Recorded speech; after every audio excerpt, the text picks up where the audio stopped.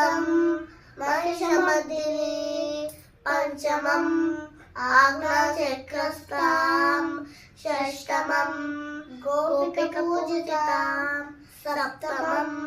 भद्रकाली च अष्टमं मैथिलीसंयुतां नवमं वेदवेद्यांश्च